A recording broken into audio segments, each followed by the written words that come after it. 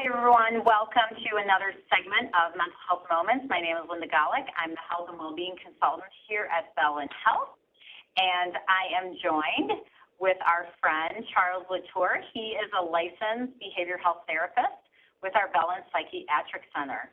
But Charles, how are you doing today? I'm doing good. Yourself? I was saying to Charles, he's Bellin Run ready. He's got his gear on, advertising the cause. I'm supporting it the best that I can, yes.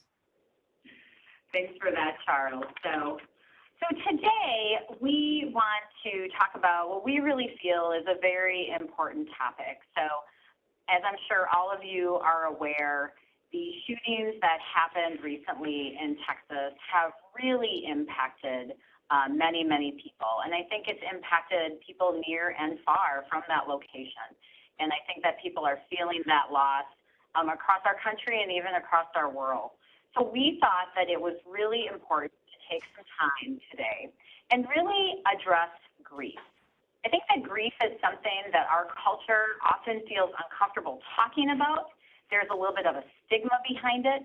I think that we are in a society that wants us to get over things and move on from things and just be happy.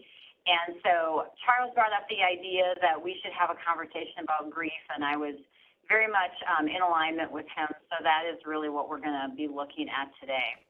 So Charles, I think let's start with the idea of grief can really be in a lot of different forms, right? We often associate grief with a death, but grief is anything that can come from some kind of a loss that we're experiencing in our lives, correct? Yeah, no, that's absolutely right. There's the three predominant areas of grief that we know of are people, animals, and things. And the people, the closer they are to us, typically the stronger the grief reaction. The closeness, the attachment, the bond, that is a lot of what grief is all about. So, but animals, there's so many families. I know when I had a black Labrador retriever, she was a family member, and the grief of her loss was an incredible pain. And but we also know there's grief from the loss of things. The more sentimental, the more grief can be associated with it. Loss of wedding rings, for example, sentimental things that have been passed down. The last memory I have of my mother or my father or grandfather. There's things that we can lose that can create a grief response and can be very profound for people and sometimes difficult because other people might not be able to relate to that. And it goes into that comment you were making earlier, can't believe you can't get over that. You know, I had a person really close to me who had a whole personal collection stolen from him, and worth not only a lot of money, but the sentimental value of collecting this all of his life, and then to have it stolen was an incredibly impactful loss. And then there's the other kind of losses that still create grief because they're identity related in many ways. Loss of a job, loss of a position, loss of an opportunity. Those type of things can be incredibly impactful to the grief process as well. Yeah, and I think we really want to normalize this for people today, and we really invite you to take a moment and really reflect and think about something that you believe you have grieved the loss of, and take that and keep that with you as we go through today's session. And we want to validate that, and we want to tell you that whatever you're feeling about that loss, it's okay. It's okay, and you know, we can offer support for you, and we want you to feel heard through your loss as well. So Charles, the other thing that we really wanted to talk about then was the idea of the difference between grief and grieving. Can you explain what the difference is there?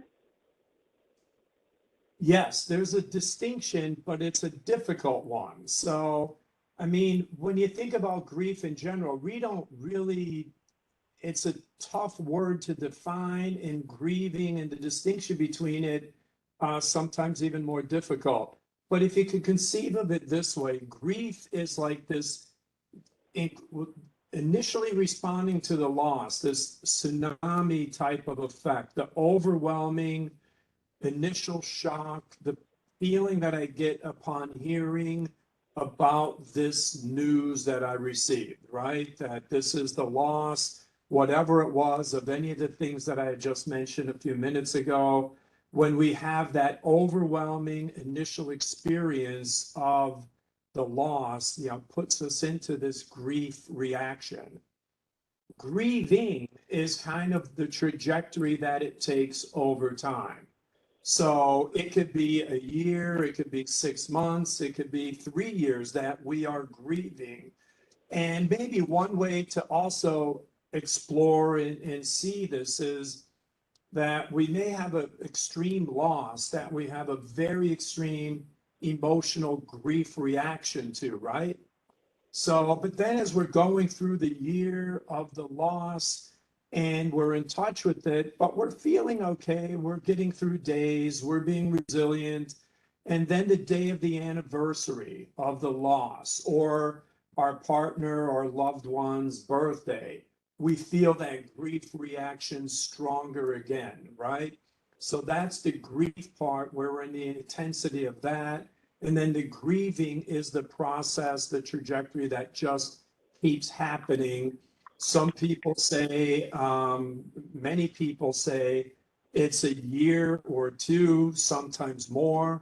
There's some literature out there that says it's a month for each person, each year that we knew the person. And other people say it's never ending, that we're always in some form of grieving depending on the loss. It's just varying degrees, and it's not something that has a day that it ends to it. So that's how you can kind of conceptualize the difference between grief and the grieving process. And I think a couple of things to really point out there that I think are important for people to understand and to let it sink into them a little bit is, number one, everyone is going to grieve differently, and it's going to vary upon your loss, and it's going to vary upon the relationship that you have. But Charles is pointing out too that it takes time, and sometimes it takes a long time to really go through that process and really come out with more healing on the other side of it. Correct, Charles? That's absolutely right. The thing we know most about grief is that what we've known about it is no two experiences of grief are exactly alike for anybody, even for you. I heard one great quote, which is a woman lost her son and described the grieving process as climbing Mount Everest without oxygen. And then years later lost her husband and said that too was like climbing Mount Everest, but this time I had oxygen. It was still difficult, but having been through it, two great losses, different, but still grieving. So no two losses are the same. No two people experience grief the same. However, there are some fairly universal experiences that we have in the grief process. And maybe we could even go into what those are. Yeah, let's talk about that a little bit, because I know that we have the stages of grief, and I know there's this 6th stage that's coming up now that's being researched and brought forward. And I think what's interesting is that it's not a checklist type of thing. It's not like you go through number 1, you get to number 2, and number 1 is gone forever. Sometimes I like to think of it as it's a circle where we kind of jump around between those different stages for a while. But if you want to explain that to the audience, Charles, that would be great. Sure, and that's a great intro to it, what you were just describing. So back in the mid to late 60s, this woman, great researcher, pioneer actually in this, even pioneer in her own way. She was a female psychiatrist back in the 60s when that really wasn't, there weren't a lot of women in psychiatry at that time. She wanted to know what people were feeling in the later stages of their lives, particularly those stricken with the medical complication that was terminal. So she did a lot of interviewing, understanding what were the thoughts, what were the feelings, what were the behaviors, and also trying to understand those experiences that loved ones of these people were having. So we owe still a tremendous debt to Elizabeth Kubler-Ross for the understandings, the unearthings, and still to what to this day is foundational in understanding grief. And the stages that she identified were denial, that initial, oh my God, I can't believe this. You're kidding me, right? There's no way. And this is key because the brain is a prediction craving machine, as we've talked about, and it always wants to know what's going to happen next. And when we get a shock to the system that the person that we love is now no longer going to be here, that's that threat of that loss of bonding and attachment. We can't believe it. The brain struggles to believe that, right? The second one is anger. This hurt, this frustration, especially there's something called ambiguous death, where we don't even know necessarily if there's a body. This happens in times of war, other things like that, that this ambiguous death where we understand there's a loss, but we don't have proof of it. We need this proof. That's part of the denial breakthrough. But then the anger, the frustration that the loved one that we have is gone. Then there's this, I think one of the most interesting parts of grief is bargaining. Bargaining is this part that we run into. I've had it happen, a number of people that I work with over the last few weeks with a loss, one in particular where there was a gentleman died of a heart attack, very young age, and his ex-wife was, I had told him to go. Why didn't he listen to me? I had told him maybe if I had gone to his house, maybe then he would have listened to me and he would still be here. So this bargaining can complicate grief in a very significant way. And it's filled with these what ifs, or if I had only. Sometimes we even fabricate counterfactual information about this experience, that if I had just done this, if I had done, he or she would still be here. Those type of bargaining things are incredible. And sometimes for ourselves as we're going through, I know many people, for example, who have smoked. If I had only quit smoking 10 years ago or 15 years ago or whatever. So bargaining is an incredible piece of the grief process. The next stage is depression. And this is where sometimes the totality of the pain really, really comes in. The totality of now there's just this profound, incredible sadness, this feeling that I have. And sometimes people will tell me that it hurts so bad. I don't even know if I could get over this. I don't know how you get over it. I don't know if I will ever not feel this way. The pain is so pronounced.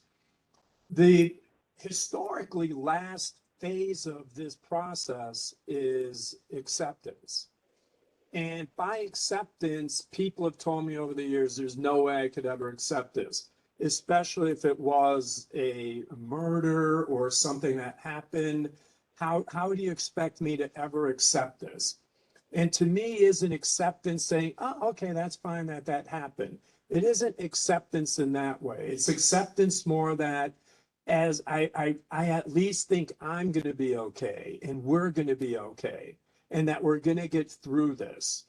And I can accept that the person is no longer here, but I'll never forget them. They'll always be in my heart. They'll always be part of me, live inside of me. The part of me that hurt from them gone is still there, but we're going to get through this and we're going to move forward.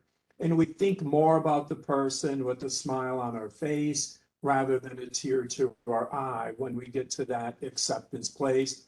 But again, that can be very far down the road. In the last few years, there's a researcher and writer, his name is Kessler, who's come up with a sixth stage. It's called meaning. And it's how we find meaning in the loss that we experience. What that person, place, or thing, or animal, person, or thing meant to us, whatever it was, is gaining some meaning out of it. And if you think about it, this has been present for a long time. I think the most notable that we could find historically is Mothers Against Drunk Driving. And anytime I see one of those white crosses along the highway or any road, you know that that was a mom and a family that was grieving, and in their purpose finding meaning that maybe I can't bring my child back, but hopefully I can educate, I can help, I can do whatever is possible so that this thing doesn't happen again or less frequently than it is. So they're doing that. So they're finding meaning, finding purpose in the loss, what that means to me to move forward.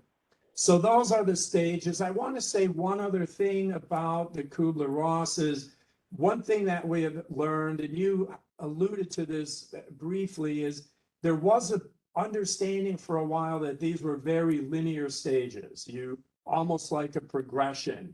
But as you said, they could be circular, they could be back and forth, but they're very fluid rather than static. It's not like the stair-stepping process that, whoa, thank God I got through denial, now I'm gonna get angry, right? No, it doesn't happen like that. We could even start off with some anger. We could go back to denial after we've been, or denial can be part of it all the way through.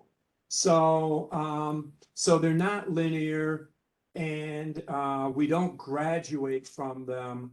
We could have these in various experiences and different intensity. Some people not as much anger, but a lot of denial. Some people not as much anger, but a lot of depression. And it all is somewhat dependent on the nature of the loss, as well as the person's perspectives of going through the loss. So there's a lot in there. And again, although some of the way we think of Kubler-Ross is a little bit different than how it initially was there, there's still great respect that any of the researchers in this area, particularly someone, her name is Mary Frances O'Connor, out of the University of Phoenix, wrote a book, The Brain's Reaction. I think it's called Your Brain's Experience of Loss. A great book if anybody's interested in reading it. But the neuroscience that we have now has supported a lot of Kubler-Ross's work, but also added changes to it. So much great content to unpack there, Charles. Thanks for going through all of that. So I just wanted to speak from a personal perspective in that I had suffered a very significant loss about 15 years ago. A boyfriend of mine that I planned to marry had passed away. And I went and got all these books because I just wanted to learn as much as I could about grief. I felt like I was in a foreign country and I didn't speak the language, and I was just trying to learn as much as I could. But I found that jumping around the stages to really be a thing. You could be angry one minute and depressed the next minute. You could be bargaining and then go to anger. And there was just a lot of that going on. But I wanted to share the story of speaking of meaning. This was something that my boyfriend's family and I did for many years because we really wanted to give meaning to his loss. He was a type 1 diabetic, and he actually died of a heart attack. So we started doing a fundraiser for the Juvenile Diabetes Research Foundation. And we actually did that for 10 years, and we raised over $100,000. And I think as the years went on, I could really see a lot of healing, both in myself, in his family, in his friends. It gave some purpose, to the loss, and I think it just really helped us heal. So I would encourage people out there that if you have a loss, there may be a place for you to find some meaning and give something to that loss. So I just wanted to share that. So Charles, I really want to help people define, there's a difference between grieving and depression. So how do we know if someone is grieving? How do we know if they're sad from the grief or if they're in that depression realm? What do you recommend? What do you think they need to watch out for? Yeah, the thing that you look out for there, understanding that you can feel very depressed in the grieving process, right? And then over time. But depression is typically more overwhelming. It's more of a global thing. Nothing makes you happy, nothing feels good. There's this experience that there's this pervasive, overwhelming, over time feeling that we have. And it can be typically responsive to therapy and or medication, and something we overcome, right? If possible, right? But that's what we hope. Grief is a little bit different. We're not trying to overcome it. In fact, what we know is when we're trying not to have it, by avoiding and distracting and trying not to have it, it actually becomes even more pronounced. So, and also with grieving, it's more situational. As we go forward, like into the 6 months to 1 year, we could have like great days, a great mood, we could go to a movie, we could go to a play, we could go out with friends. But then we'd mention my ex-fiance or my boyfriend. And then all of a sudden that grief returns, that feeling returns of, oh my gosh, this happened to me. So it isn't as global, it's more focused on a specific aspect of loss. And interestingly enough, it's not necessarily responsive to medication and treatment that way. It's kind of like a process that we have to go through rather than something we just get over. So we're going to go through it. And that's one of the difficult parts of it, is that part of the universal nature is we have a tendency to not want to go through it, but it's the thing that we have to do. So that, and those are the primary differences between grief and depression. Okay, very helpful. Thank you for that. So I think then my next question, Charles, is when we think about the people all around us that may be grieving, maybe a friend, maybe a family member, maybe a coworker, and even for ourselves, how can we help each other? How can we support someone who is grieving? Because as I said in the beginning, I feel like we're a culture that tries to push people into that happiness zone. And I really want us to learn about how we can really help each other. Yeah, and your story, Linda, I want to thank you for your transparency and your putting that out there, because you were tapping into one of the greatest difficulties that we have when it comes to grief. If you take the person's perspective and then how they're being experienced. So you look at it this way. So the person grieving already feels bad enough about whatever the loss is. There's a hurt, there's this, but they don't want to feel like an outlier in their group or their peer support group, whatever it is. So they're trying to put on the best that they can. I'm resilient, I'm strong, I want to try this, I want to do this the best that they can. But they're feeling something that they know no one else may be feeling, or at least as strong as them. So there's already some degree of potential awkwardness, or am I up for this or am I not? And then the peers, the friends, kind as their heart is, heart's in the right place type of thing. We have a tendency, when we're trying to make someone feel more comfortable, we try to make them feel better and be comforted, feel better, maybe even get over it. And what we know with grief is what I was just saying, and you were referencing earlier, we can't do that. So the main thing we have to do is not to take away the pain, because we can't. Secondly, we can't make them feel better, but that's our tendency sometimes, so we'll feel better. And but what we have to do is let them know, the key more than anything else is, we're going through this and we're going to do it together.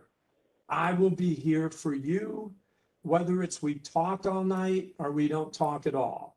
We visit all day, if we just sit and hold hands, or we sit and do something, or we go for a walk together. We don't even have to say 2 words. Or we could talk about anything you want and anything in between. But the key is that they're there for each other. I'm there for you. And as long as you know that, we're going to get through this and I'm not going anywhere. Sometimes even people who are grieving push people away. You know, you don't want to be with me. I'm not good company. I really don't feel like doing anything. You just go and have fun. I will stay here. I'm not going to be fun to be with anyway. And they will subconsciously or sometimes subconsciously push people away, keep them at arm's length. But the key is to say, you know what, I've seen what you're doing. And again, this isn't about having fun. You're always great company. Just being with you is great company. And I'm always going to be there. And even if you don't, every now and then there is truth to that, that we do need some alone time. And we have to honor that as well. I'm not saying always never listen to that, but more often than not, it's going to be one of those things of, well, we're still going to get together at least for a little bit. I want to catch up with you. I'm not doing it for you. I'm doing it for me too.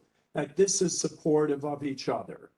Because yeah, at the end of the day, even if we haven't experienced it already, we likely will. You know, there's a saying that grief is the price we pay for love, right? It's the cost of an emotional investment. It's going to be there. It's usually not an if, but when. So, and oftentimes that gets to be reciprocated. I'm there for you, you're there for me. That's what love is all about. And that's how I'm going to support you through this loss. Yeah, I love all of that, Charles. And actually, Jody Anderson, who also helped us plan these segments, her and I were talking right before this, and I was saying, I think that's what we need to get the word out about, is that if people can just be supportive, if they can just show up and say, how are you doing? I'm here for you, and just spend the time with that person. So maybe it's, hey, I'll come over and, bring a snack and a bottle of wine, and we can sit on the porch and we can chat, or we can just look at the trees and do nothing. But just saying that you're there, just offering to do something specifically. And then the other thing that I just wanted to plug was the idea of, it goes longer than a couple weeks after the funeral. You know, it's really great if you can reach out to grieving folks a month after, 3 months after, 6 months, a year. They're still feeling that loss. They're still feeling some of that pain. So if you know someone, you can really help them by just checking in and just asking them how they're doing on that more long-term basis.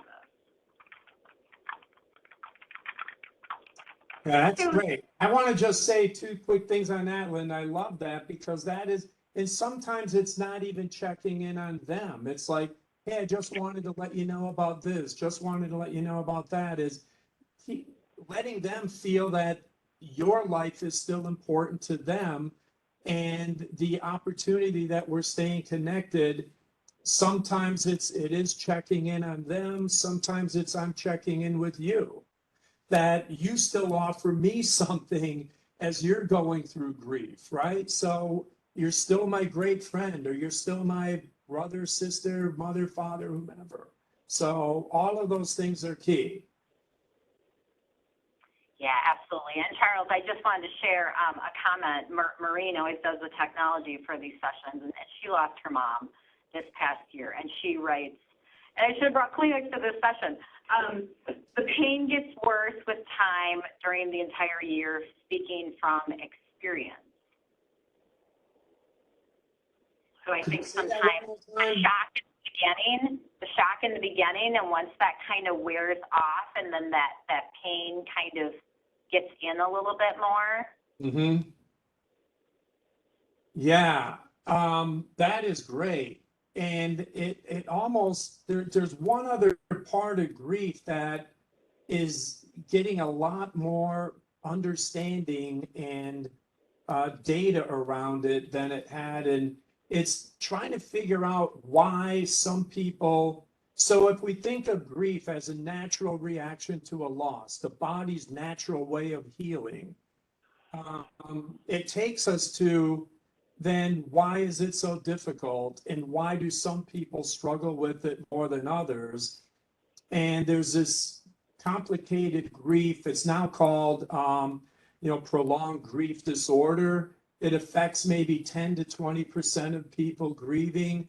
And the difference of it, if you could think of it this way, is if you broke a wrist or an arm or something and it naturally healed, right? It didn't need anything. It just needed time. It needed healing. And, if it was a leg or ankle, maybe you needed crutches for a while. Maybe you needed to be off it. Maybe you needed support, but it naturally healed over time. And with complicated grief, it's kind of like the bone that didn't heal right. The natural process didn't just allow that to happen. Something got in there and complicated it. When it comes to grief, often it's that bargaining, getting stuck in what I didn't do or should have done. I knew I should have done that. I've seen people in accidents. I knew I shouldn't have driven that night. I knew I wasn't going to go that way. I was going to drop him or her off first. Those things that complicate it, and we have to get over it. So it seems like it's that thing there at the time, there's grief, but then over time it becomes complicated because the natural healing doesn't do what we typically find that it does in the progression of resilience. And as time goes on, it seems to worsen rather than get better or heal. So that's a very difficult piece to it. But I'm saying that for a very specific reason, to be able to determine between complicated grief and what we think of as our grief reaction. But there's one other amazing thing in the science and the research around this, which is this. The people who tend to have less complicated grief, or the factors in affecting complicated grief, is our day-to-day resilience, the things that we do. So those who experience grief without the complications tend to have this inoculating way about them, which is a lot of the resilience things we've talked about along the way. Eating as well as we can, sleeping as well as we can, having an exercise regimen that is effective for us, getting some movement during the day, having healthy, positive, beneficial relationships. So hydrating well, all of the things of self-care tend to have this potential to inoculate us against complicated grief potential. So it's amazing how hopefully the things that we're doing that keep us well, even keep us well through the healing of a grief experience. And thank you for mentioning that, Charles, because that once again points to all our dimensions of well-being working together. So somebody that is grieving may really be struggling in terms of mental well-being, but they can sometimes impact that by doing the good things for their physical well-being, watching nutrition, getting the sleep, doing the movement, all of those mood-boosting things can really impact someone. So it's that reminder that all those dimensions really do work together. I want to touch now, Charles, on the idea of the resiliency. I know that you've probably counseled some people over the years, and I've certainly been involved in some grief groups where I've really seen people with really awful losses heal and flourish and still have beautiful, joyful lives. So I want to give people hope that that exists, that you don't have to be stuck in this sadness forever just because you have a loss. So if you want to share some of your experiences, Charles, of what you have seen in your days. I've really seen the most heartbreaking, tearjerker situations that what people have gone through that I know of in life, and the identity of loss to begin with. If you think of some of the loss that we experience, a husband and wife who've been together for 60 years. Part of the loss that we experience is the loss of identity. And the Claire and Don, everything, everywhere we went, it was Claire and Don, or Don and Claire, and all these, so we have that loss. And what's the resilience to get over a 60, 70-year relationship?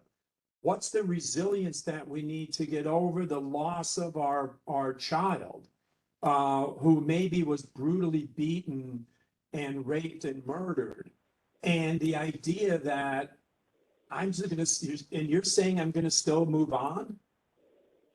There's things that I've heard that I thought, I don't even know where you start with that. But let's just find a place and go from there. And when I know about grief, that it's learning and yearning, as all the areas in grief in our brain that light up when we are experiencing grief are the same things of yearning. And part of the grief reaction is we're yearning to be with the person who is now not with us. That is why every time we walk into a room, the brain activities that associate us with that person, many people have told me every time I walk in that room, I think he's going to be in there, or she's going to be in there, or they're going to walk through that door at any minute, and I know they're not. So the brain's rewiring that has to take place so that our mapping and coding of that relationship catches up with our intellect of that situation. That's what is happening in that grief process, and that we're learning to adjust to what life is now without that person in it. And that process, to see someone go through the pain of that over days, months, years, is absolutely mind-blowing, and where people do get to, especially from that time where it didn't think I would ever even move from the place that I'm at. But we are resilient people, and we are strong people, and what we face, we're usually tougher than, and every day we're getting stronger, even if it doesn't feel that way in the grief. And as a body, we're always regenerating and hopefully getting better as well. But the resilience that I've seen people get through and trust that, and trust themselves and each other getting through it, is absolutely, I think, the closest thing I've ever come to seeing in my life as a miracle. That's how amazing it is. And I think it is a testament to the human spirit is truly very resilient, and people really can grow through those struggles, and they can grow stronger and more resilient for the future. It does take time. It's definitely not something that happens immediately, but I've seen it in so many circumstances, and you will prevail. You will prevail if you decide that you're going to. So that's really important to remember. I want to mention some resources for people that are maybe struggling with grief. So a couple things just to mention. So we do have our Bellin chaplains that are willing to assist, whether you are connected to Bellin or not. They're a community resource, and I'll put their phone number in the chat after I say a couple things. And then also, just recently, someone was telling me about, I know that Unity Hospice does grief counseling and grief groups and those types of things, but they have a brand new grief and education center that is over in De Pere, and they're doing a lot of things to help the grieving, including programs for children. So if you have a child that's struggling because of a loss of someone that they've lost, they also have programming for that. So Charles, additional resources that you wanted to mention? Yeah, well, sometimes we don't talk about it as much as we may actually in this program, but Bellin, I mean, our counseling staff, our counseling team, we are here for any grief, for any complicated grief. We know that the opportunity to talk through that and kind of reset the learning process, as I like to describe it, kind of going through grief is decreasing yearning and increasing acceptance and the process that takes place over time. So talking with someone clinically about it, and it doesn't have to be as much even in a clinical practice. I know people have sought that out through clergy representation, their churches, because oftentimes faith is a big part of resilience and often a part of the acceptance process. People often say, I know this was a big thing of my mother's when my father died, which is her thing is we are not the authors of our life. She's a very spiritual person. And what helped her get through it was her faith that, we're not the authors and we're all here for a period of time. And I got to have that time with him. And that was as hard as it was for her. These were the proverbial joined at the hip type of people, but that was of comfort to her. So clergy people, clinicians, and anybody that you can talk to is going to be supportive through the grieving process. Absolutely, and just to piggyback on the spiritual end of it too, myself and Maria, who's one of our Bellin chaplains, we help facilitate a grief group called GrievesShare. And if you go to grieveshare.org, you can find different groups that are in the area, meeting different days and times. If you're interested in something like that, that's another great resource as well. So I know we're running a little bit low on time here, but I want to invite you to put your questions in the chat. If you have questions that you would like to ask, feel free to do that while we're waiting for that. Charles, parting thoughts on grief today and everything we've discussed. And just that I want to emphasize that it's tough. And whenever we're supporting anyone, sometimes cheering them up isn't the thing to do, being there and supporting and, accepting where they're at. Keanu Reeves had a quote that I really, really appreciated. He was asked, it was on a late night talk show, if he knew what happens when people died. And he said, I don't know, but one thing I do know is that many people miss them. And I think at the end of the day, that's what grieving is about. It's learning about us and our relationship, the attachment and the bond that we had. And that's why it hurts so much. But if we can appreciate the love that went into that bond and the process of getting through it and accessing support to go through it, as difficult as it is, we can get to that place. And we'll always miss that person, and that's the price we have for love. Absolutely, and I think as grieving goes on too, we do move from that place of sadness to that place of joy, and we are able to remember the good things that we experienced with that person, and we, as time goes on, you are able to look at photos and smile rather than cry. It's just a process to get there. So please reach out to these resources if you feel like you would like some assistance, or if there's someone in your life, certainly point them in that same direction with these additional resources that are available. So I don't see any questions in the chat. So with that, we will end today. Thank you so much to all of you for being with us today, and please reach out to us with any questions that you may have.